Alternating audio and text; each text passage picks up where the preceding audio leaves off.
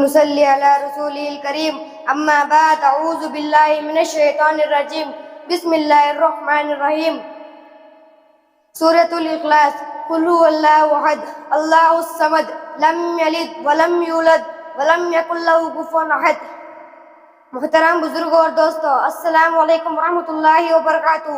میں کوئی مقرر نہیں ہوں کہ تقریر کر سکوں، مگر چند دنوں میں اس مدرسے میں رہ کر جو کچھ بھی سیکھا ہے آپ حضرات کے سامنے پیش کرنا چاہتا ہوں، اسے غور سے سنیں۔ میں ابھی آپ حضرات کے سامنے قرآن پاک کی ایک سورت تلاوت کی ہے، جس کا مطلب بے مفہوم یہ ہے کہ اے نبی صلی اللہ علیہ وسلم کہہ دو کہ اللہ ایک ہے، اللہ بھی نیاز ہے، اس نے نہ کسی کو جنا اور نہ کسی کو جنا گیا، اس کا کوئی ہمسف نہیں ہے۔ محترم بزرگوں اور دوستوں، جب ہم کسی مشین کو دیکھتے ہیں کہ اسے کسی انسان نے بنایا ہے جو اپنے آپ بن نہیں گئی، حالانکہ ہم نے اسے بنانے والے کو نہیں دیکھا، یہ زمین یا آسمان، سورج، ندیاں سبھی کو کسی نے بنایا ہے، اسے بنانے والے کا نام اللہ ہے۔ کسی اسکول میں 2 پرنسپل ہو تو اسکول کا نظام نہیں چل پائے گا، پہلا کچھ حکم دے گا، دوسرا اس کے خلاف کچھ اور حکم دے گا۔ اسی طرح کسی گاؤں یا ولیج میں 2 پردھان ہو تو گاؤں کا نظام نہیں چل پائے گا۔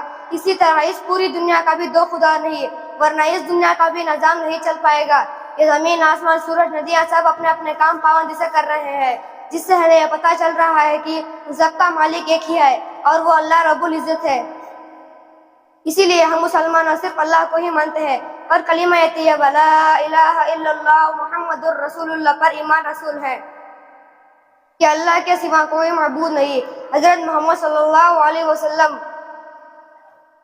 ایک چوٹی نے کاغذ پر قلم چلتے ہوئے دیکھا تو قلم لکھ رہا ہے، بلکہ لکھنے کا کام آدمی کر رہا ہے، آدمی کو چوٹی کو آدمی نظر نہیں آیا۔ اسی طرح ہم دنیا کے لوگ اور دین کی چیزیں سے نفع نقصان ہو دیکھ کر رہا ہے کہ لوگ اور چیزیں کاموں کو بنانا اور بگاڑ رہے ہیں، جبکہ حقیقت میں معبود صرف اللہ ہے۔